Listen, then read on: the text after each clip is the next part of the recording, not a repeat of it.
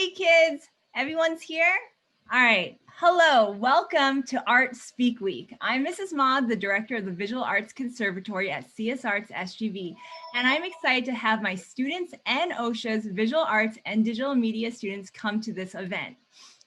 Welcome everyone and thank you for coming. I hope everyone enjoys this week. Get ready for some possible life-changing presentations.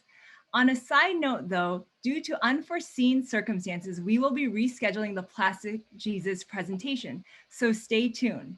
All right, let's start this event. Our moderator for this afternoon, who will be introducing our first master artist, is one of my favorite people and my mentor, director of the Visual Arts Conservatory over at OSHA, Mrs. Oden. Hi. Wow, I didn't know I was one of her favorite people. I think that might just be for today only. Always. Well, I'm super excited to be here and I'm super excited to view this event because we're so fortunate to have Speak Week all put together by Miss Ma, and we have Mrs. Robin Glasser, or do we use your whole name? You can just call me Robin, but Okay. Robin Priess Glasser, pronounced Price like the German price.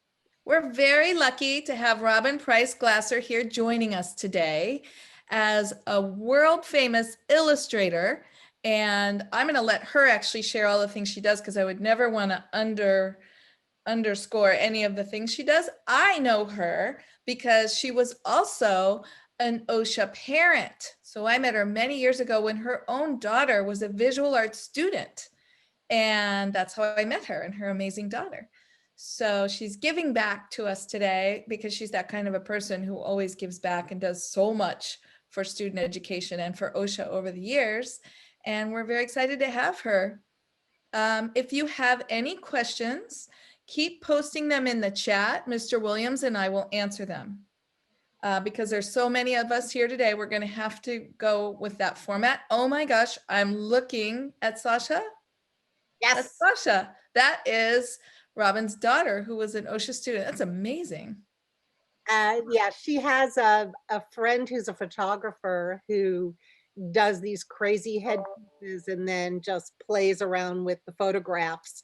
I doubt that my daughter's hair can actually do that. Gravity. Yeah. So should I start? Yes, we have a lot of people here and we just want to start sharing your amazing career and your path. And from the beginning, sort of your creativity, how it led you through to this amazing career that you're going to share. And anything you want to say. Trust me, all these kids are very interested. Thank you. Thank you, Paige. Yeah. And I'm going to start by explaining that how this is going to go for the next hour and whatever until you guys are tired and has just like tune me out. You can tune me out at any point and go eat a snack or something. But I hope this is interesting to you. And while I'm talking, if you have any questions, type them into the chat box. And at the end of my lecture, my PowerPoint presentation, Paige is going to choose various people's questions, and she'll moderate this. There's no way that I could find you all if you have a raised hand or something. So she's just going to read from the chat box. So if you have questions, please ask in the chat box, and I'll go through as many as I can at the end of the lecture. But before I even start, I want to tell you about my daughter Sasha. As Paige first told you, she's now 29. Really? But back when she wasn't passing second grade, she was diagnosed with learning disabilities, dyslexia, ADD, and we just didn't know how we were going to get her through school. It was really traumatic and hard. And I mean, you get a D in second grade, it's really debilitating, and she lost a lot of confidence. But we struggled with her, but she was always very artistically talented. And so when we heard about OSHA that had just opened in Orange County just a few, like 2 years before, I immediately had her audition for the school, and I really, it's a shout out to Paige Oden. Thank you, Paige. I mean, I'm crying right now. When we got the letter that she was admitted into OSHA, I just cried because I knew it would change her life. I'm crying right now. I have to. Oh, Ah, well, OSHA was a better place having her there because it's hard to describe Sasha. She's unpredictable. She's unconventional. She's unabashed. She's not, well, I'm talking about a long time ago, no, more than 10 years ago, but like she wasn't super confident, but she was never afraid to throw herself out there, pass or fail, success or no success. She was so refreshing because so many students at OSHA, and I'm sure at CSArts are, they're surrounded by so much talent. It makes them feel hesitant to share. We all were like, any artist was like that in high school. And Sasha was too, except for she just threw it out there all the time and made everybody comfortable with trying everything. And she was so successful because of it. She came in and she conquered, especially ceramics. and to this day, that's exactly, it's her attitude that has helped her be successful, is that no matter what goes wrong, it's like, okay, that sucked. I screwed up, or it didn't work, or it wasn't as good as I could, but I'm going to be better tomorrow. And that attitude is what has made her life. And I just, but so thank you for highlighting that. So I'm going to get back to, so what happened was she was at OSHA, and while she was there taking all the visual arts classes, she started in Randy Au's class. Instead of sort of throwing pots, or maybe Randy had the kids with clay make sculptures. I don't know which came first, but suddenly we realized that Sasha had something that she loved to do, this three-dimensional, hands-on thing. I do two-dimensional work. She really just gravitated to sculpting. And so I thought, well, how is she going to make a living with sculpting? You can't be a sculptor these days and actually make a day-to-day living.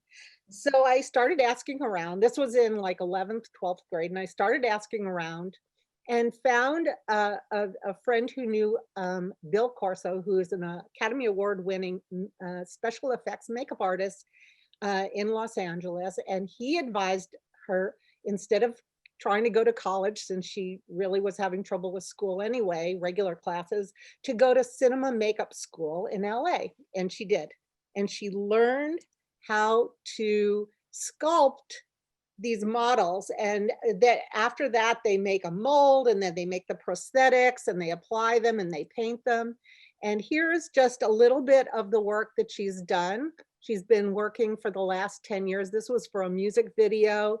These are silicone molds. Each of those models, they're wearing skull caps that she applied and then painted them.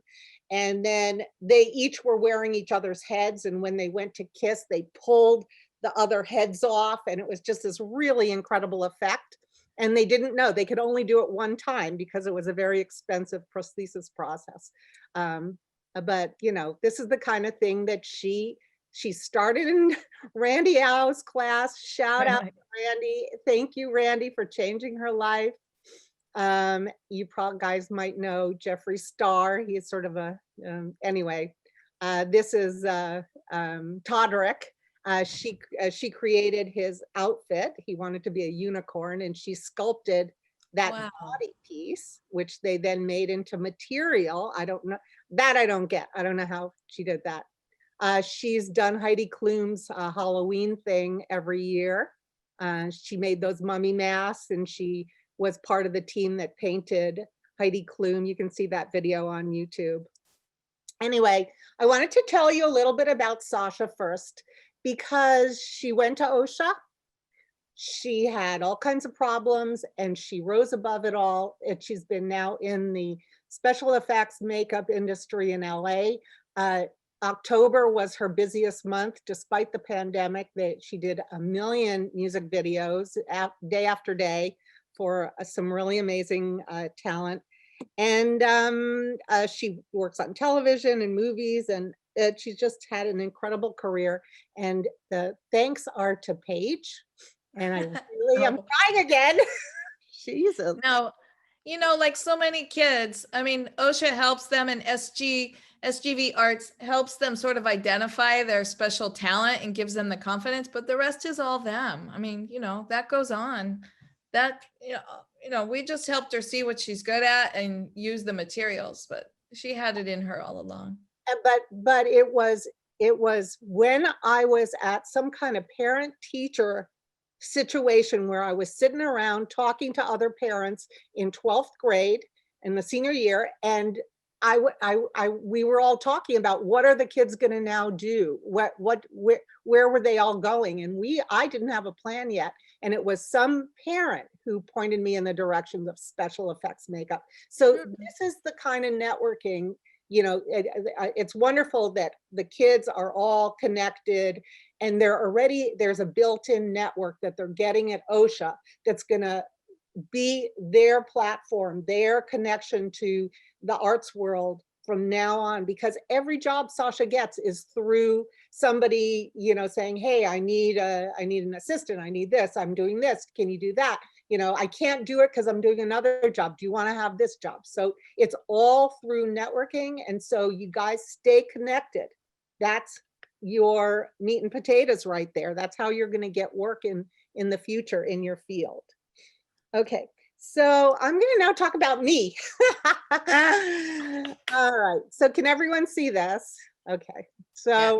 All right, so I should have started with a picture of me as a ballet dancer, because when I was, until I was 30, I was a professional ballet dancer, and I will get to that in a second. But most people know me as the illustrator of Fancy Nancy, which came to me when I was in my late 40s.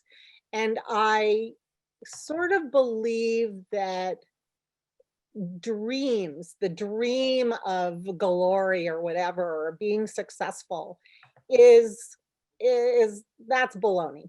That's not what you want to be doing. You want to dream that you can do the work every day. If you have a passion, just the ability to be able to sit at that desk and do it every day is my dream come true. Having this art studio, I was telling Patrick earlier, my big dream was one day to have an art studio and to be able to do my work. And here I am doing that.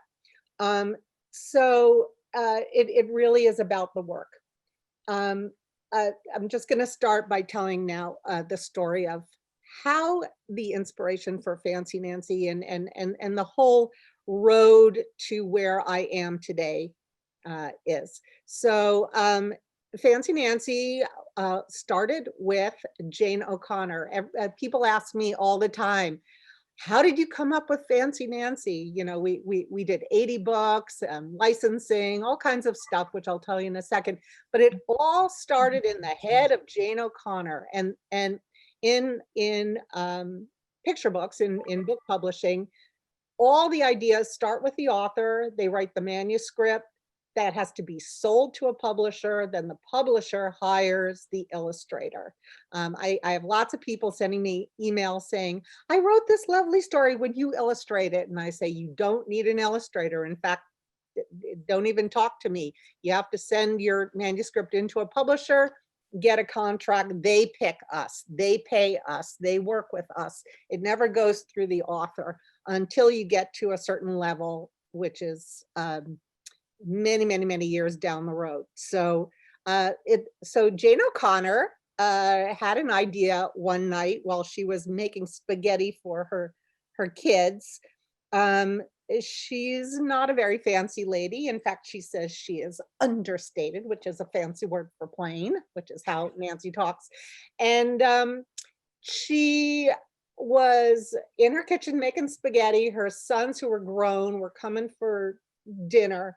And she remembered when she was a little girl and she loved to dress fancy. And her mom, you can see her in the background there with that red turban, was very elegant, but she was not fancy like Jane had a best friend, Susan Friedman, whose mom like wore false eyelashes, lots of jewelry, big makeup, and big blonde hair. And Jane really wanted her mom to be as glamorous as Susie Friedman's mom. And Jane just, while she's making the spaghetti and she's wearing her sweatpants in her kitchen and looking kind of not fancy, she had this like just burst, like in a cartoon, you have that light bulb over your head. She's like, fancy Nancy, a little girl who likes to be fancy, but her parents are really plain. And it just all sort of came in a flash. After dinner, she says she sat down and she wrote the beginning and the end of the first Fancy Nancy book, which is that one. And that manuscript was given to HarperCollins, who bought it, and they hired me. And so I got the manuscript and I read the first page of the manuscript. Jane wrote to whoever was going to be the future illustrator in her manuscript. She writes, I want you to draw Nancy's room as if her parents went to IKEA and bought all the white stuff. And this isn't even the first page. This is just the copyright page. And she says, and this is my room before I made it fancy. And then she says, I want you to turn the page and I want this very same room to look fancy, but as if Nancy is a creative little girl. She's not like a princessy little girl. Like Disney princesses were really big and like, oh, by the way, this is 2002 when she wrote this manuscript. And the Disney princesses was this big deal at the time. Everybody was buying Disney princess stuff. And so she said, she's not a Disney princess. She's a creative little girl who loves to take stuff from around the house and make her own fancy. So you can see that same boring bed. She's taken a mop and a broom and a sheet and some feathers and some ribbon and just like put all this crap all over the place. Like the mirror, this mirror, she's taken, Christmas lights and stuff. So she just wanted to decorate it fancy. So when I read that, I didn't even have to read the entire manuscript. I just read that first bit and I thought, oh, I really want to illustrate this book. And because it immediately I thought of myself. She just reminded me of me when I was a little girl. And I'm going to show you my inspiration for Fancy Nancy. This is my very own from when I was like 5, 6, 7, 8, troll doll. And yeah, exactly fancy. She's kind of plain, but I made this tutu for her and I wasn't a very good sewer. So you can see it doesn't quite close, but I made these fancy lace panties for her. And I made a troll house out of boxes and Legos and Play-Doh. I mean, I was just that kind of do-it-yourself kind of girl. And so I felt like I was this kind of a girl. And it turns out that 43 million books later, we did 80 books together. Jane and I did all of these books over the course of 15 years. And we sold 43 million books already of these crazy, silly, stupid, oops, shouldn't say stupid, of this silly concept. If you think about it, it's pretty silly. But what I think was the key is that the character is really very developed. She's sort of an I Love Lucy. She tries really hard and she sometimes just trips over her own fancy and makes mistakes and she learns from it. But all the stories are very comical. The boys even liked it because they were just funny and she sort of makes fun of herself a little bit. And she's very heartwarming. And also there were the fancy words, which grew vocabulary. So all the libraries and teachers and parents kind of hooked into this series and used it for vocabulary building. So that was So Robin, I just want to tell you that in the chat, there's an ongoing conversation because all of your audience here grew up with these books. They're saying this was my childhood. I had these books. I had so many of these books. I had Wedding of the Century. I loved Fancy Nancy. I had 25 of the books. So Well, that's it's how amazing. we sold all those books, because it was all Thank you, shoppers. yeah. Thank you. Merry Christmas. Save them for your children, because now you can talk about the Illustrator yourself. Well, I mean, even that's though they don't know it, someday they'll have children. They just don't believe it right now. But save these books, kids. the point is that, you know, we've been at it for 15 years, and if you go, they say, like, another 5 years to that generational thing, then you've created a classic, because it's going to then come back to the next generation. So you want to try to survive 20 years. So we'll see if we make it another years. Anyway, so what happened in 2015 is Disney came to us and they bought the rights to make an animated TV series, which was just a whole other learning experience. And I'm fascinated to learn more about animation and how the um, 3D stuff works. And I got to see how the artists, hundreds of them are at Disney, and they're all sitting there working with my little creation, my little troll doll thing, which was now on everybody's screen. They had this puppet, and, you know, they're kind of moving it around. And it's just fascinating to see how they build a TV, animated TV series. We're about to go into our 3rd year with Fancy Nancy.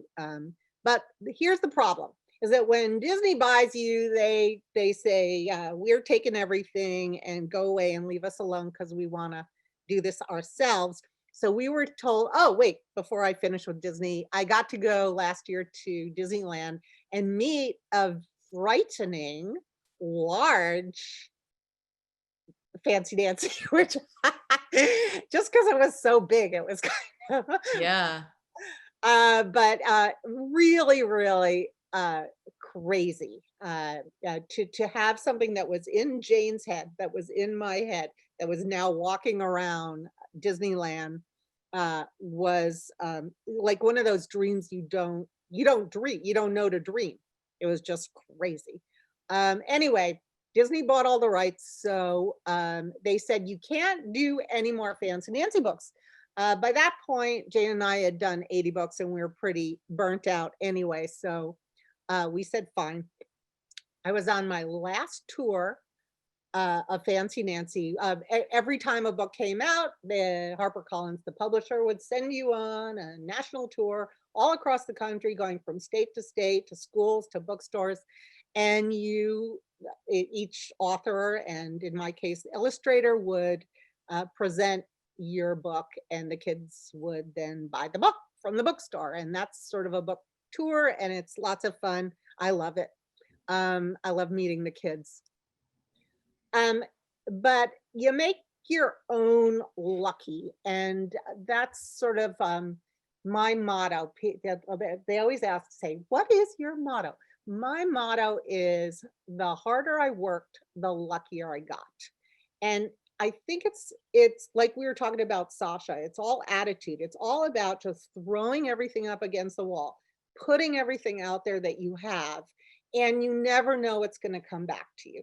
So I was on my last book tour with Oodles of Kittens, and I was in a bookstore, Parnassus in Nashville, Tennessee. I'd been there 7 years in a row and never met the co-owner of the bookstore, who is this woman. Her name is Patchett. And I'm going to hold up, if you can look at my screen, here's 2 of her award-winning books made into movies and stuff like that. She's a novelist. I'm a huge fan of Patchett. And so when she happens to co-own this bookstore, she was there that day with her little dog, Sparky. And I met her that day and we fell in love. It was just one of those things. We are both happily married to other people, and we are geographically incompatible. She needs to live in Nashville. I live here, but otherwise I would have to marry her. I love her so much. And we just connected. And while I was signing a bunch of books, stock they call it, um, I asked her, "Have you ever thought of writing a children's book?" And she said, "No, I write novels." And I said, "Well, have you ever thought of it?" And she said, "Well, I have this one story." And so she just sort of rattled off this little idea that she had. And I thought it was adorable. And I said, "You should write it down." And then we parted and I went off to Houston and a few other places. But I'd given her my email. And the next day while I was in Houston, up on my phone comes a whole story from Ann Patchett, the great Ann Patchett. And I thought, oh my God, this is gold. I called my editor at HarperCollins. She's also at she does her adult novels at HarperCollins. I said, "Would you be interested in doing a book with Ann Patchett and me?" And they said yes. They bought it without even reading it, to be honest. They actually bought 2 books from us. And that was just, I'm just showing you that if you just kind of just keep doing it, you never know if you're going to walk into a bookstore and the next part of your life is going to start. And so meanwhile, Anne just got into the, I don't know, she was still writing a big, thick, heavy novel that this one, actually, she was in the middle of writing The Dutch House, which was the Pulitzer Prize or something like that. Anyway, she started writing picture books. She they just fell out of her. She just had this inspiration. She wrote 10 stories and kept sending me new stories. And we had so many stories, we didn't know which direction to go in. But the problem with all of her stories is they involved animals. And I have spent my whole life drawing people and couldn't draw animals. So I started by drawing her dog, Sparky. And then I also, checked out my dogs who live here, and they're locked up downstairs because they're absolutely impossible. But I had to actually practice and look at the anatomy of animals because I just had no experience drawing animals. Oh yeah, here's how naughty they are. I draw, there's my drafting table. I always draw these little pictures. They're all sitting there. And I go off, get some coffee. That's when they sneak up and eat all my pictures. So they're really impossible. I'm going to start by telling you that, oh, I didn't finish with Anne. So Anne wrote all these stories, but HarperCollins chose this one, Landslide, which was the first book that we did together. And you can see Sparky up by that L. I snuck, even though the book was about lambs, it has nothing to do with Sparky. I had drawn so many pictures of Sparky in practicing to draw animals that I snuck Sparky into every single page of that book. You can see right there. Even though the story is about the lambs, there's Sparky in the background.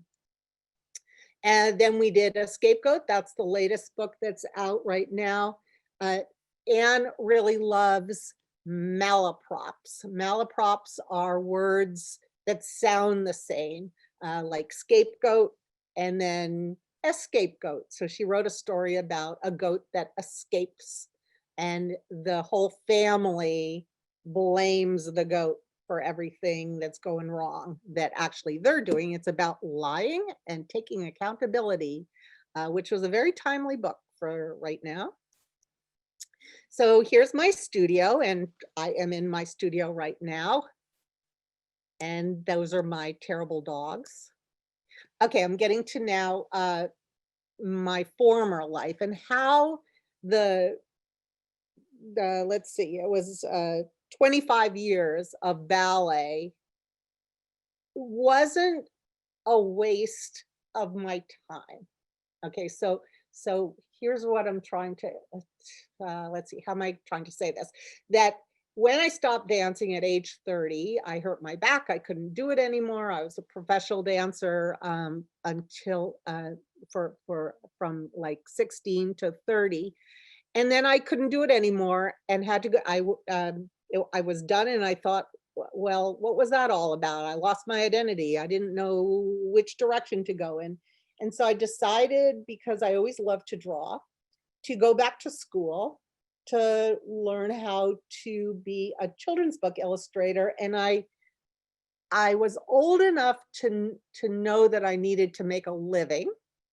So instead of just going back to art school, I chose a profession, children's book illustration. I decided I needed to focus in on this one field, and that might help me make a living. And so while I was at Parsons School of Design, I really made sure that all the classes that I was taking would inform that field. And the reason why I picked that over just being an artist was that I loved, as a dancer, to tell stories. And I felt through children's book, picture books, I could tell a story. But also I realized, because I'd been looking at dancers and movement and bodies in motion all these years, that I already had that connection to my hand, my arm. It was very easy for me to draw people and bodies in motion. And so I've used all of the, I've used a lot of my, what's it called? Body language. I was going to ask you, Paige. Body language I use in my illustration. So that, for instance, the text in the manuscript was, you can make sandwiches fancy by sticking in a fancy toothpick, or something. It was better than that, but something like that. And so instead of just drawing a plate of sandwiches, I wanted to show how excited Nancy was to present this fancy little tasty dish to her sloppy father, who is based on my sloppy husband, by the way. So here's Nancy. It's like a veritable parade of sandwiches, or ribbons are flying and everything, and she's so excited. But I chose her pose to just show how excited she was. And for instance, I used this grand jeté to show Nancy's again, her excitement in wanting to dress up her parents in all these crazy accessories. You can't even see anything except her legs, because she's carrying so much stuff. So the question was, how can I show her legs to show her excitement? And so a leap was the obvious answer. And I don't know, if I hadn't been a ballet dancer, maybe I wouldn't have known to do that. I've used everything that I've ever seen or heard or read or witnessed. Every little part of that, it comes in, is like in my computer memory brain. That stuff all comes out on the page at some point. This was a costume. There was a big hat with a tall feather that I wore. And here's that, when Nancy dressed up her parents to go to the pizza parlor for a fancy dinner.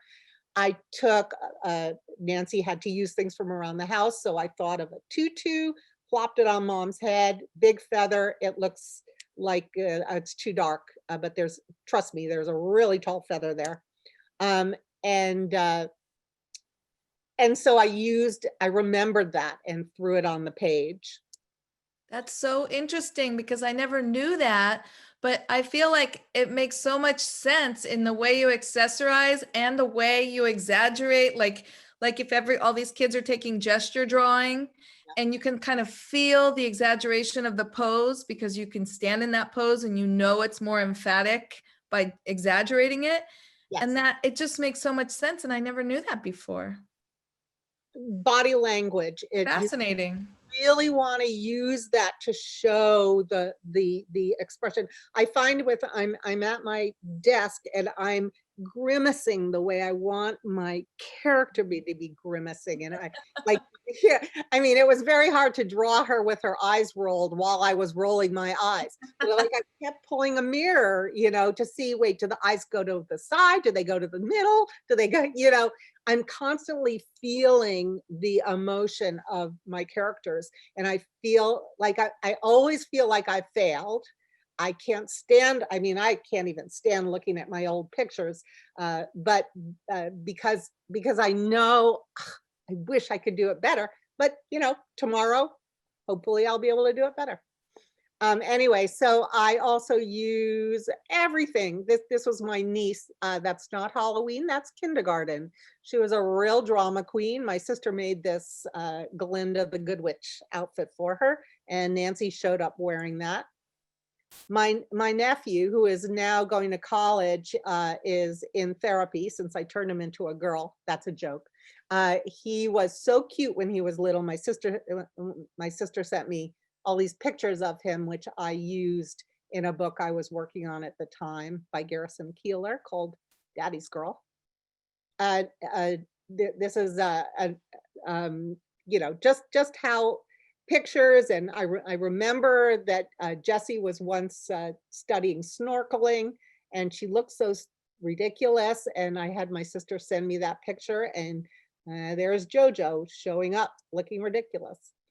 I watched a little girl in her dance recital rehearsal, and she just couldn't stop picking her nose, and took a shot of that, and that showed up in a book. The other kid, I think, is scratching her butt. That showed up. Kids do this stuff. Kids just don't stand there flat. They're constantly wiggling and moving and stuff. And so I'm always trying to capture that. Sometimes the poses that I've thought of are a little rough to try to draw. So I get a kid over to pose for me. Yeah, in this case, this little girl, Alexa, posed. I'm working on a book right now, which I'm going to talk about in a second, which is my Circle Back to Ballet, called Granjete and Me, and a little girl who lives locally, Rosie, and her mom, Jenny, are posing for that book, because this is, there's some, like the, how to draw the arms around the grandmother's neck was what I couldn't figure out without actually getting someone to model that. So I had her pose for me. And this is a little girl in New Orleans who, when I met her, I said, would you pose for me for my Ann Patchett book? So she's that main character. So this is how the books come to me. This is a manuscript that Anne wrote for the first Lamb slide, and it's broken up into little paragraphs. And then I make what's called a dummy, and it's basically just folded over pieces of paper. Most picture books are 32 pages. So I take 8 pieces of paper, fold them in half, staple it down the middle, and then I stare at it and I freak out a little bit. I don't know if any of you have that feeling, but the blank page is terrifying. So the next step is to cut out the little paragraphs and try to fit them into the book. And then at least the pages aren't blank. And that helps a lot. And then I try to just, without being fussy, I just sketch in some ideas. Very often I just write words for myself and I fill in the space. So at least it's not that blank piece of paper. I tighten them up a little bit, and then I make a large size dummy, the size of the book that it's going to be, which is this one right here. This was the original little dummy, which has the sketches and the stuff stuck into it. But then I tighten it up and try to make it really fit into the page. Give it a little bit of color just to make sure that it's going to sit on the page in the right way. And for instance, in this case, I didn't want the red little goat house to overwhelm the goat, which it actually ended up doing, but you know, I did the best I could. And then then I drew out the black line. I mean, just my technique is to draw out the black line, and then What do you use as your black line? yes, lots of people want to know that. I'm going to go. Micron, Sharpie. What do you say? Our kids love microns. There you go. It's a micron, ladies and gentlemen. And what point size? I use 005. 05, that's the most common too. I wish they would make one littler, only because of my technique. Is yeah, which because I draw in the black line first and then I have to paint it. Sometimes the black line comes off a little too dark. And if it was just a little skinnier, that would help me a lot. I used to use rapidographs back when that was a thing, and they'd always jam, and that was a drag. So when microns came along, changed my life. Yeah. So this is the book I'm working on right now, Grandité and Me, about a little girl who grandmother used to be a professional dancer, and she's taken her granddaughter to see the Nutcracker.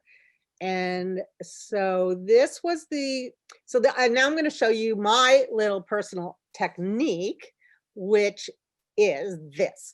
Okay, so this is my rough little sketch of the dancers in the snow scene to just show that that was in the tiny little dummy. So then I get my reference of what the real snow scene looked like. You can see at the bottom, that's the New York City Ballet snow scene from the Nutcracker. And I made 12 little individual dancers because I wanted each of them to have their own personality. And I draw the entire body. At the top, you can see a girl underneath her tutu. I drew her body under the tutu. I think it's very important to draw the body underneath the clothes and then add the clothes on top, because otherwise the legs don't come out the right place, especially if you're going to show movement. Very often you really have to draw the entire image. So taking those life drawing classes were the best investment. Yeah. Best investment. 4 years at Parsons, life drawing every day for 4 years really helped me to do what I do today. So I always draw, them under the bodies, and then I add the clothes on top, and then I cut them all out and tape them down on a piece of paper. So you can see the cut marks, you can see the tape marks. This is just my own personal crazy technique that I made up. It's very cumbersome, I agree, except this way I feel that each person has their own personality, they each have their own movement, and they're also standing on the ground and not sort of floating, as sometimes happens if you don't like in my sketch. Nobody's really attached to their bodies in this rough sketch. That's just a general idea. And so I knew how I wanted it to look. I made up the pose. It's not from the ballet exactly, but I just knew how I wanted it to be. And after I tape it all down, then I Xerox it onto watercolor paper and paint it up, which I haven't done yet because I'm in the middle of this book right now. And this is the end of my lecture. I suddenly remembered that when I was in Pennsylvania Ballet, I was on the cover of their little, what is this called? Program. It's not little, it's big. Oh yeah, well, the big program. And that's me on the left with. Wow, taking that pose that we just saw you paint. And so it's like a full circle. So like I could die now. Yeah. Well, it's the subtle things in figure drawings that make it a success. Like when you look at the toe point or the turn of the ankle, like go back to that drawing. Like when you look at the two girls in the middle and you look at the sway twist of their ankle and then how their arch of their foot points back. If you don't really understand anatomy or figure drawing or ballet, you could redraw that 100 times and never be pleased with it because you're not sure what's not right, but it's not right. But I think because of your history, wow, it's so much more clear and successful. That was very important to me because every book of ballet out there, because the artists haven't studied ballet, they're not getting the anatomy right. And it drives us all crazy. Yeah. There's a famous book of Misty Copeland, the first African-American ballerina of ABT. And as it's called The Firebird. And on the cover, the artist has painted this beautiful painting, but it has 2 left legs. Yeah. You get it right. That shouldn't have gotten that far. That should have been stopped. Well, because they didn't know how that leg in the back is twisted around. Oh, I see. Right. It doesn't. It's hard to know, but you can you can look the way it's going. And very often I'll see artists who will draw the hand with the thumb on the wrong side. So things like that make me absolutely crazy. But I think because of studying anatomy my whole life, that's helped a lot. So I'm just passing that along to you guys. If you want to, no matter what, if you end up, my technique is something that you can probably do in Photoshop. You can make all these little characters, scan them all into your computer, lay them in and stuff. Although my daughter said it would take just as long for me to Photoshop all of those images in as it takes for you to cut them out and just tape them down. Or they would draw them in Photoshop and layer it. But yeah, there's a lot to be said for traditional art processes. And I'm looking at the list in the chat, the questions, and that's something that everyone does want to know here. They want to know maybe if you go back to some of your illustrations in your books, they really want to understand your watercolor process. Because they're from this next generation, I know perfectly well that you painted directly on paper, but they know that you can get those same kind of textures and marks digitally. So maybe you could talk a little bit about your materials and the size of the paper, and talk a little bit about where you said you Xerox onto watercolor paper. That would mean the watercolor paper is only 8.5 by 11. I'm assuming. Wow, nice flat files. Miss Nilsson's here. She's looking at those flat files going, wow. 8.5 by 11. Yeah. Okay, so you can buy watercolor 8.5 by 11, and you would put it in the paper tray. I actually, there's that page. Mm-hmm. And I buy the watercolor paper in the large size. Oh, and you cut it. I get 3 pages out of one piece of the 30 by 40. So I cut them, I bring them to the printer. I can't put a piece of 90-pound arches in my printer. Right. I have big printers, but not that big. And then I have that printer too. But even that one actually I could probably do it, but I trust the printer. You're terrified you'll jam your own machine and never be able to use it again. Exactly. I get it. Yeah. Can you show your palette and then talk about the watercolors that you use? Do you only use round brushes? And if you ink it with microns first, is that a permanent micron, or does that matter? The host, being Miss Ma, does not need to spotlight my video.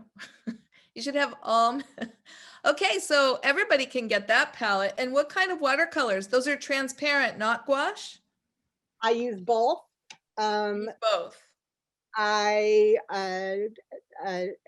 like to layer things in. So you start pale and watery, and I add and add and add. And if I really want some saturated color, I'll use some gouache. But yeah, I only use watercolor and gouache. And I use whiteout all the time. Wait a minute. This is the answer to my life. Whiteout. This saves my life all the time. Yeah. Good old Dr. Martens. because I'm constantly making mistakes, and it's the only way to kind of, but with watercolor, you make a mistake, you have to throw it away and start. Yeah.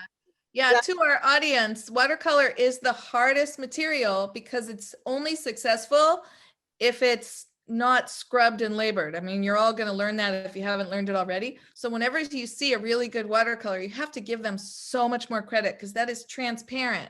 So it's like doing it right the first time. So I'm going to go through some of these questions and I'm going to scroll backwards. So if you submitted a question a long time ago, I'm going to scroll up from the most recent, just so I don't forget anything. So one student, Brenna, would like to know how much time, days, and hours per week do you work on the illustrations for your books? I'm an obsessive compulsive person, and I love what I do so much that I work, I don't tell anybody, but I actually prefer to work at my desk than do almost anything else. So I'm constantly trying to get back to my desk, and things like, life gets in the way. So I can spend 14 hours, working a day, and I work every weekend. I work anytime anybody isn't needing me for something else. I just pop over there. I can work for an hour and stop and go make dinner, then get back there. I work till 2 in the morning because my husband is really nice and allows me to do, he does his own thing, I do my own thing, and we meet in the middle for coffee. Do you like just draw your first ideas like in a sketchbook? Do you keep, or do you always go back to your desk to draw? Or do you draw anywhere else just on the move? I get into bed to do all my thinking. So if I'm sketching, if I'm working on this in this little tiny dummy thing, I'm doing that under the covers against like 6 pillows with my little dummy, and I'm just sketching little sketches. Happy as could be. Yeah, I somehow all my ideas come in bed. In fact, very often if an idea isn't coming and it's not coming, you have to walk away. You leave it there and go take a nap. And I always wake up and do you have that feeling too, Paige? I always have to walk away from my work. Like every teacher who's here would agree that you work and you work and you work, and by leaving, you're doing yourself a favor. I'm sure all of our students too, because you come back and whatever's wrong with it is like a blinking light. Suddenly it's like, oh, that's what was bugging me. I couldn't find it. Here's a really good question from Kendall. Of course, it's Kendall. You're Kendall, so smart. Kendall says, what is it like working with the writer, and do you have a say or have any input in tweaking the words to go with your illustrations or to inspire a better illustration? Very good. Great question. At the beginning, I mean, I didn't tell you anything about what happened between being a ballet dancer, going back to school, and then trying to break into publishing. That was 10 years. It took me 10 years to get published. And when I got my first book, it was with Judith Viorst. Do you know the book, Alexander and the Terrible, Horrible, No Good, Very Bad Day? Yeah. I didn't illustrate that. And they made that into a movie too. Yes, but I illustrated the sequel to that. And so because she was already a famous author, I got that manuscript, and she got to criticize my work, but I didn't get to say anything about her work. So for years and years, I had no input into, that side of things. But once Fancy Nancy started, it became more of a collaborative thing. And we were doing about 10 books a year. So they actually started listening to me because we just had to do it so fast. So Jane would write the manuscript, I would make my dummy with all my sketches, and then we would find that I drew a picture of something she said, and so we could take out some language, because with picture books, you're trying to break it down to the least amount of words, and the pictures have to tell a lot of the story so that the word in the picture do-si-do telling the story. And so then it became more important that they listened to me. And so there was more interaction. Then I met Ann Patchett, and it's a complete collaboration between us. By the way, this book, even though it was written by Allegra Kent, who was a ballerina, I basically wrote that because she's really old. So it's her idea, but I wrote it. And then the next book I'm doing is with American Ballet Theater, and that's my first book that I have author credit on after 30 years in doing this. Hope I answered the I question. want to see that new book again. You hold it up so fast. This is just the rough cover. Oh, It will have the grandmother and the little girl jumping, but they don't like this busy background. They just want sort of a snowy, kind of like your background. They just want a snowy. I just happen to be in the mountains right now outdoors. Well, it's funny because that book has a different kind of material. It doesn't look like your transparent watercolors. It looks almost like oil painterly or a different kind of paint. And do you use other kinds of paint too? Or have you always been a watercolorist? When I was in school, like all of you, I studied all mediums and realized that I just was really bad at all the other mediums. So it was the one thing that I was able to still do. So I just stayed doing watercolor. And like anything, the more you do it, the better you get at it. So here's a student, Sienna, is asking, wait, no, where's the question? Isabel, how do you become an illustrator? You said something about a union. How do you join a union, and who recommends you to the authors? Or wouldn't that be an art director rather than I don't know. Do you want to expand on that for Isabel? Yeah, there's no illustration union that I know about. However, there is a makeup artist union that my daughter Sasha is maybe you said that. Get into, which does help with medical benefits and all that stuff. But no, poor illustrators are freelance. Oh, I want to say one important thing about that. Sure. Are there any classes, where did I write this? Are there any classes at OSHA in arts business? We've tried that before, but there wasn't quite enough like curriculum for the whole semester. You know, there's not enough. It would almost have to be like a module within a class. Right. Okay. And the reason why is that all of you are going to be, if you're going to be an artist, you're going to be your own business person, and you need to learn a bunch of stuff. So take some notes here. Well, you can teach the class then. You can teach it online. I really should. And I tell when I went to Parsons and I had a big lecture, and I told those kids, you need to take a business class because you need to be running your own business. You need to learn about appropriate networking. There's a point where you bug people and you turn them off. Cold calling, writing a resume, writing proper email solicitations, spreadsheeting your expenses so you can get reimbursed, taxes, all, blah, blah, blah.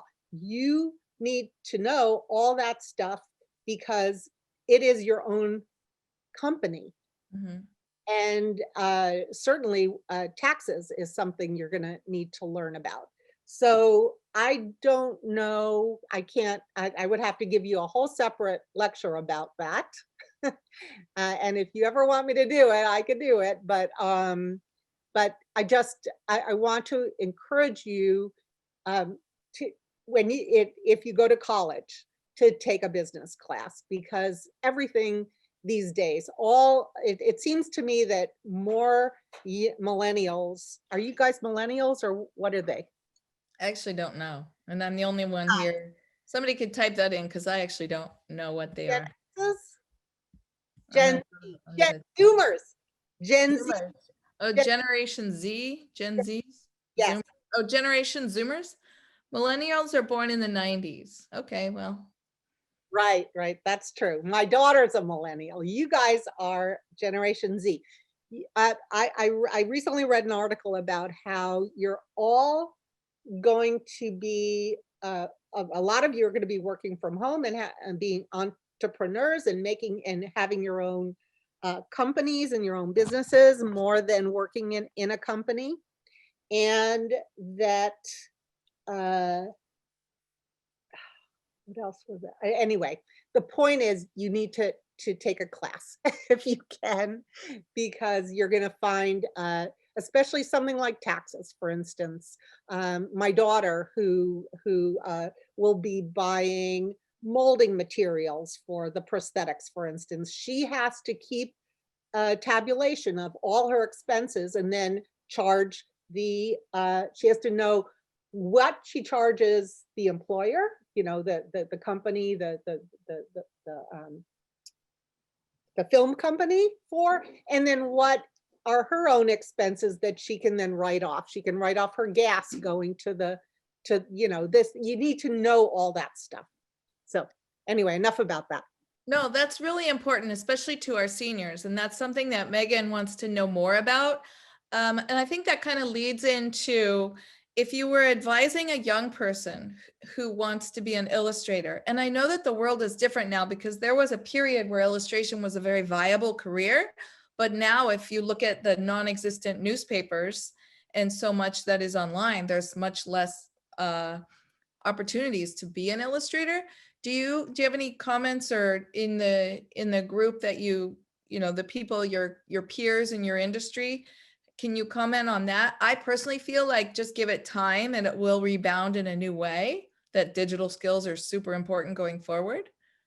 Do you have any, I mean, I think traditional is just as important. I mean, you have to have that foundation to recognize mark making. That's basically the only thing that I can say is you've got to have this foundation. That 4 years, like I said, of life drawing classes has allowed me to loosen up and do almost anything else. So you need to train your hand-eye coordination. If you're drawing on a tablet or you're drawing on a piece of paper, it doesn't matter. You still have to have these basic skills. As far as medium goes, yeah, I think that there right now everything is so digital and so animation and three-dimensional and all that stuff. And I do think that, like anything, there's going to be a shift back to the hands-on, a tangible something or other, which may or may not happen. Who knows? Or it will be a whole different version of hands-on plus computer and digital put together. You just never know. But certainly having every kind of computer skill that you can, which you're all just doing naturally, it is obviously important, and something that a skill I don't have. Luckily, I already have a career going, so I don't need to learn a whole new skill. Yeah, these kids have to juggle more, but they should never forget that foundation mark making stuff, because that's what sets them apart from everyone who's 100% digital. Exactly. So Gabriella has a great question. How do you get paid? Like, how do you negotiate your fee? Is it hourly? Is it Robin's fee? And how do you say, ahem, it's time to pay me? Like, how do you handle that awkward stuff?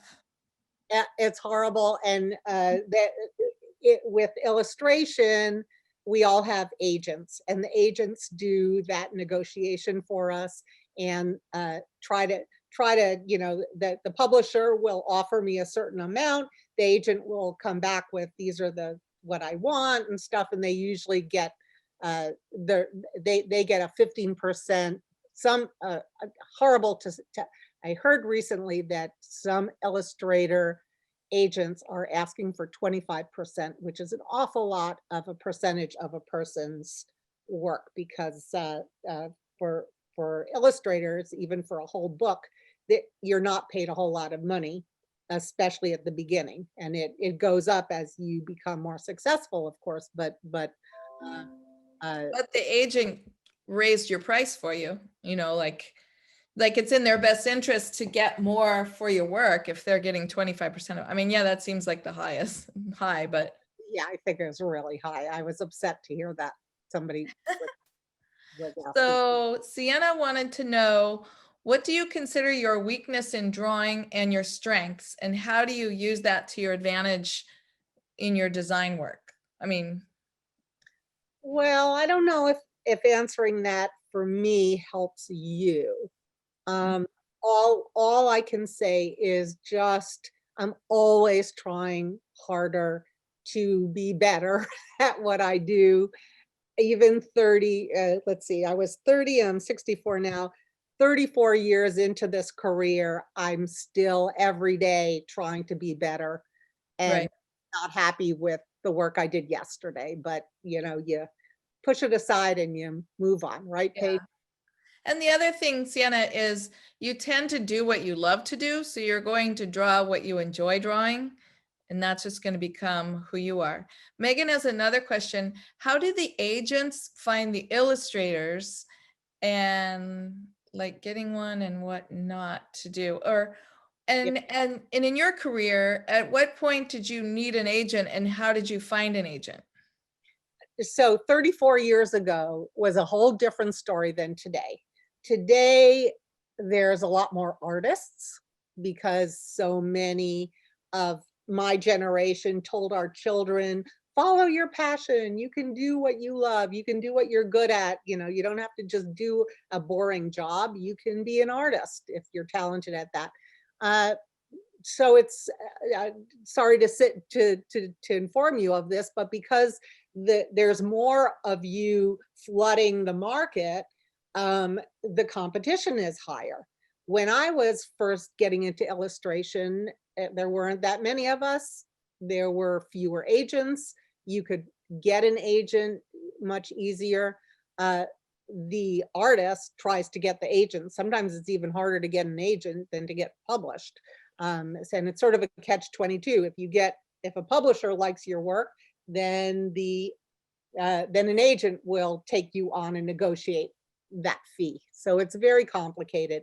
I want to just, if anybody's more interested in learning about the field of children's book illustration, I'm going to tell you about a book to either get it from the library, get it online.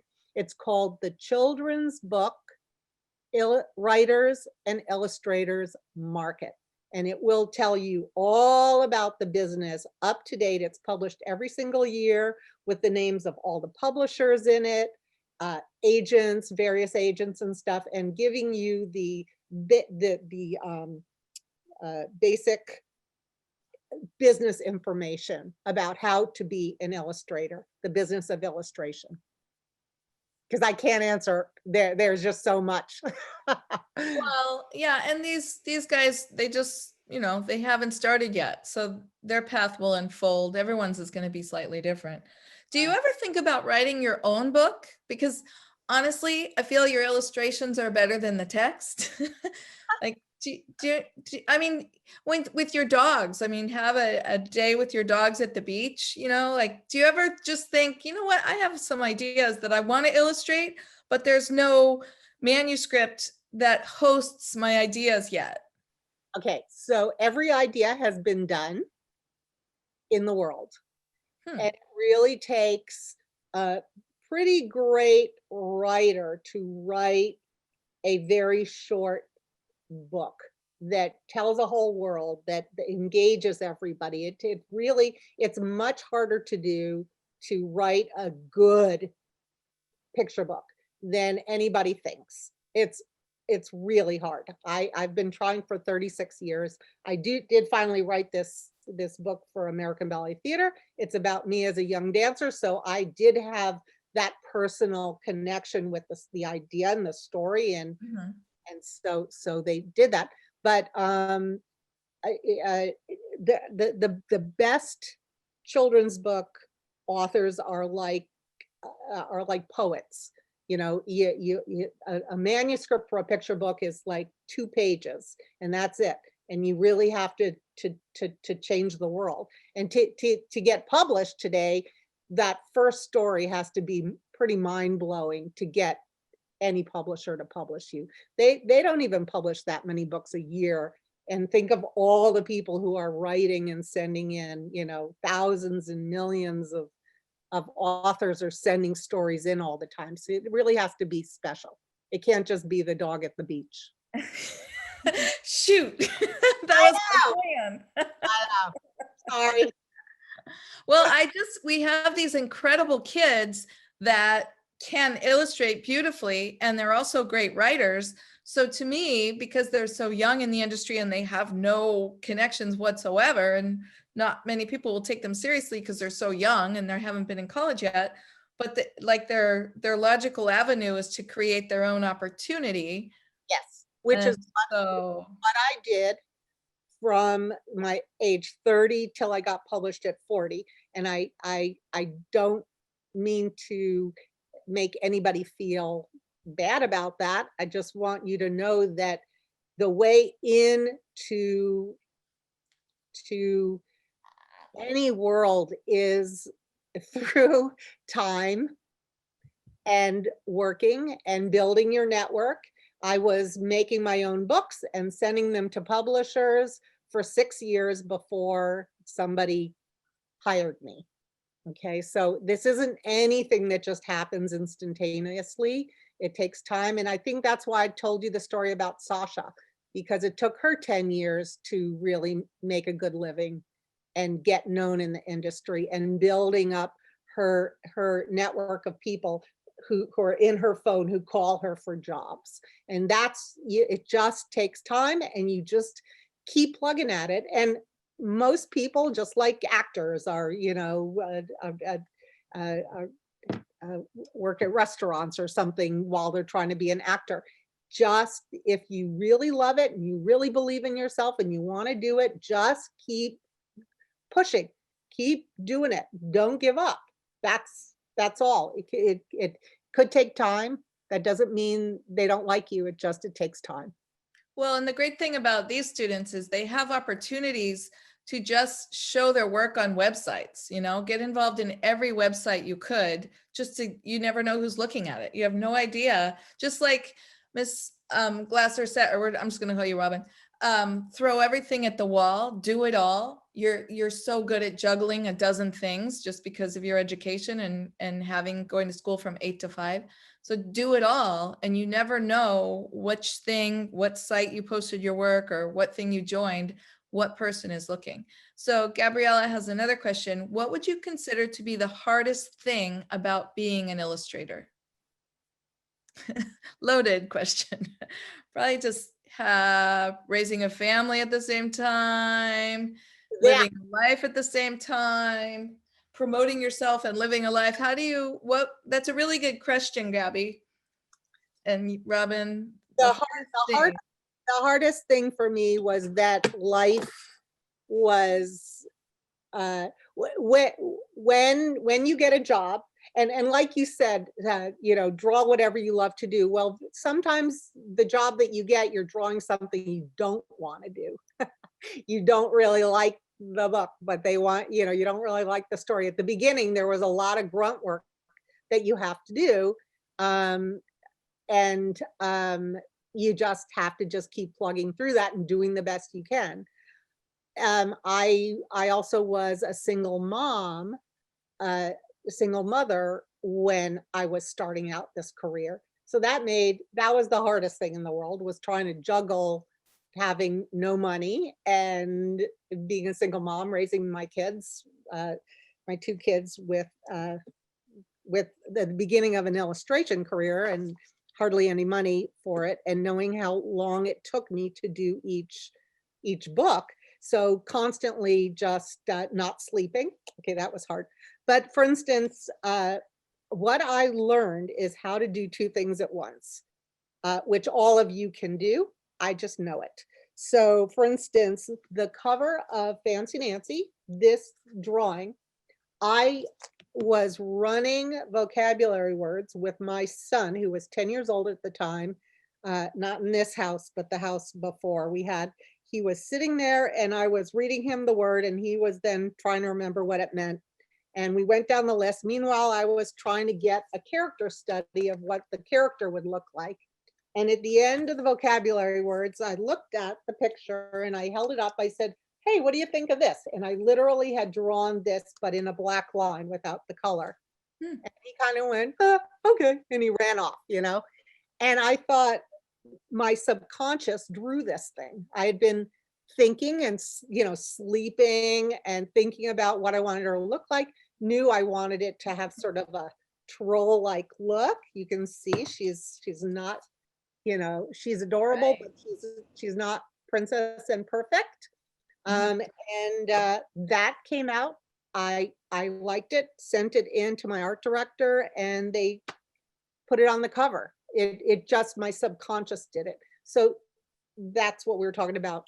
You just sometimes have to rest and sleep, and you never know what'll come out. Yeah, things are churning in there the whole time.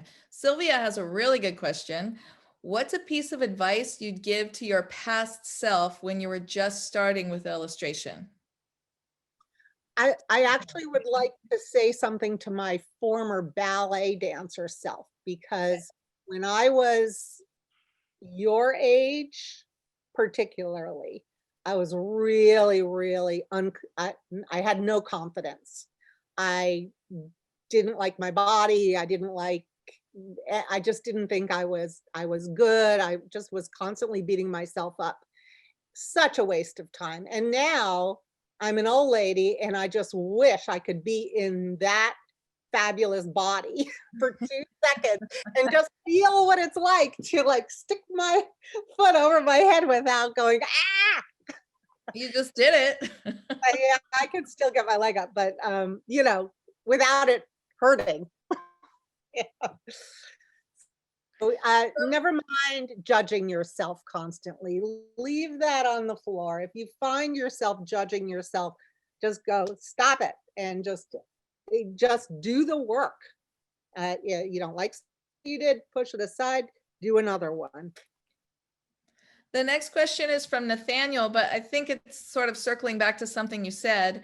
What is something you wish you knew prior to becoming an illustrator? And I think that goes back to throwing things at the wall, just trying everything. And even to Sylvia's question, sometimes it's not good that you don't know how hard something's going to be, because you might look back and say, well, that would have been too hard, but I didn't know that, so I just kept doing it. That was the answer. Thank you very much. I need to shut up. No, I was not asking me. Answer this, and you just answered it for me, which is, that's the answer, is that with ballet, I knew how hard it was and, all that. With illustration, I didn't know. I didn't know the business of the whole thing. I went back to school and I blindly took my stuff around to publishers and to agents and got an agent right away, but it still took many years to get published. And by then I had gotten married and had my kids, so I was kind of busy in my first marriage with my kids.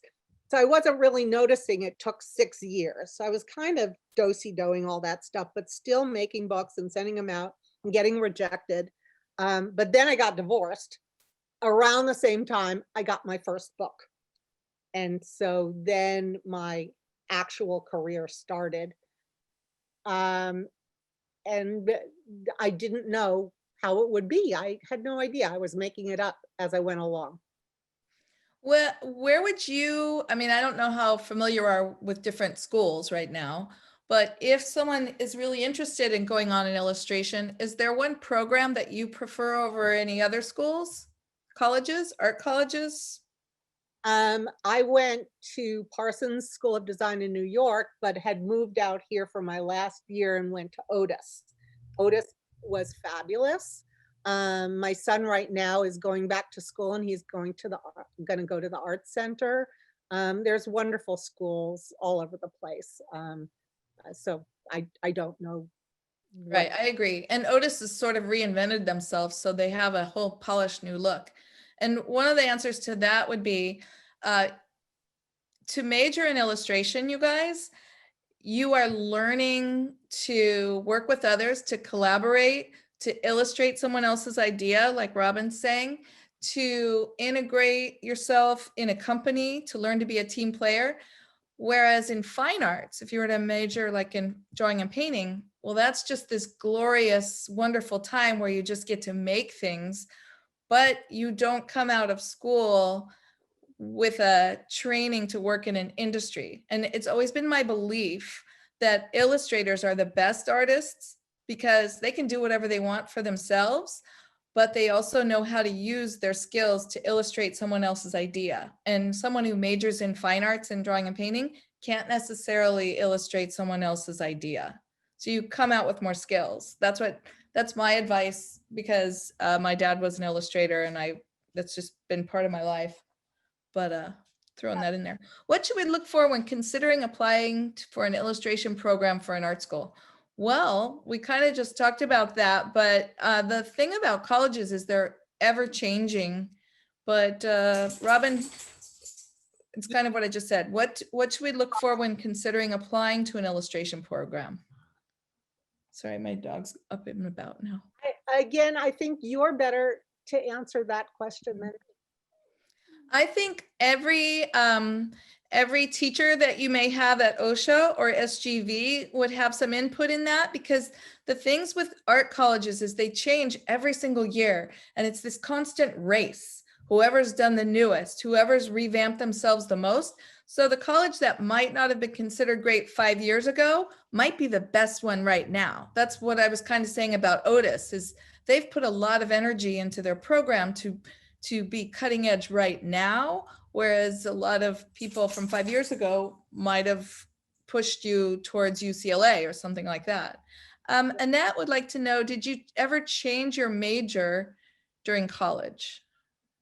no, because I went in with blinders on. I went in being an old person. I mean, I was 30. I was as old as a lot of my teachers. Paige, how old were you 20 years ago when I met you? Were you 30? Because you still 30. Yeah, so you were 30. So I was I was the same age as all my teachers. And so I really got to chat with them and connect with them and network with them. And I can't say that enough, is the networking thing, connecting with, reaching out to, asking, could you help me, to all your teachers, because like Paige, you guys have all the information to help each one of you. And you're so lucky that you're at OSHA, because you now have a built-in network already. And even as horrible as this pandemic is, as far as our students not having each other in classrooms, sharing time, our seniors not having their senior year, the one thing that I do see in all of these students is they're even more computer savvy than they used to be. So instead of like Ms. Nilsson and I lining up portfolio reviews for our students, which we would normally do in their senior portfolio class, they're kind of pushing that by the wayside, looking up the schools and making their own appointments, because they have the downtime, they can connect the dots, and that's going to make them faster and more savvy next year. They're not going to have that year of figuring it out, because they're having to do it now, or they're faster than we are, so they're just doing it. Absolutely. So the struggles that struggles that Robin might have gone through, yours will be different. You just have a lot more competition. But the best rises to the top. So work hard, always show your best work, never stop working, never say, well, I've already had life drawing, so I don't need it again. Because that's always we all laugh at that. Ms. Nilsson's laughing now. Oh, I already took that. Oh, well, you're going to take it about 5 more times. Can I tell you the class that made me the most crazy, that I took for 1 year? Uh-huh. At Parsons, we had a model, a naked person standing on a pedestal, and we had to hold a paintbrush at the top like this, dip it in ink, and draw the negative space around on a big piece of paper for 3 hours every day for a year. It made me crazy, and it was the best exercise, because it made me learn how to draw everything. Doesn't that sound like torture? So it's like a contour shape where you're balancing out the negative and the positive at all times. The whole time. Yeah. That's great. So you guys, we're almost out of time. Does anyone add anything into the chat? Mr. Williams or Miss Nilsson, you're welcome to. If there's anything you want her to speak about that I haven't thought of or that the kids aren't talking about, you know, we have this extraordinary opportunity right now. Falana, I see you. You're full of good questions. All of you. Sorry, I can't answer every one of your questions, but it's sort of an ongoing process. And if you want to know, again, the name of that book is, The last one. the book that you can look for is the children's book Writers and Illustrators Market, and look for 2020 or 2021. It's and that'll give you any other information about the field that you might want to know. They also asked that most recent book that you're finishing now. I think they want to look that up and order it, and they didn't get the full title. Oh, a scapegoat. Or the one that you're working on with the green. Oh, I'm background. still working on that. Oh, okay. That is due next month, and I'm still drawing it, which is terrifying. And it's supposed to be out in the fall. There's some great comments here, how you affected these kids' lives with their lunch boxes, their birthday party themes, how you taught them how to use glitter pens. Sorry about that, moms. Hey, glitter pens are better than just glitter, right? When they have a million thank yous. Oh, and they still have your glitter pens. Thank you, everybody, and I wish you all the best. I look at your faces and I think about my daughter Sasha at your age, and I believe in every single one of you, just like I believed in her. And just don't give up. Just keep doing it if you can. Find a way to just keep doing what you want to do. Whatever you have to do, whatever you have to do to make the money so that you can just keep doing this thing that you love. You can do it your whole life. You can be like me. I was almost 50 when the success of Fancy Nancy happened to me. Before that, I was barely, making a living, but I was loving my life. As a ballet dancer, I also barely made a living. Loved my life. So that must have been surreal when you were at Disneyland, standing next to a person your height with a giant head. And I started noticing that the shape of Fancy Nancy's head was a lot like the troll head. You know, the skinny neck and the really wide. Yeah, like that's kind of the shape of Fancy Nancy's head. And the hair that goes up. Must have been surreal, like standing there going, is this, see how you guys see how that skinny neck, but then you have kind of that troll head. And that troll, if you joined late, that troll was her favorite doll as a child. See how she made that dress? I mean, it's a troll. I had trolls, but I never saw that as the inspiration for the Fancy Nancy. Make my lace panties. Yeah, some good sewing there. Okay, well, if anybody wants to follow my daughter on Instagram, it's Sasha Glasser. Sasha was on what reality show for makeup? What was the makeup show? She was on Face Off 2 seasons. Yeah, she was on Face Off and they loved her because she's so unpredictable and funny and beautiful. And yeah, I remember that, just going, oh, they're just gonna never let go of her. They actually kept her on the show past when she had no idea what she was doing, just because she was so funny. And then they had her back and she still didn't know what she was doing. She was like 21. She knew nothing. It's okay. They just want her there. I'm sure the audience increased just by bringing her back. They're like, why is she back? Who cares? It's Sasha. Sasha's back. It was fun. All right. Thank you, Robin, so much. It's such a pleasure to see you. You look fantastic. And I look forward to staying in touch.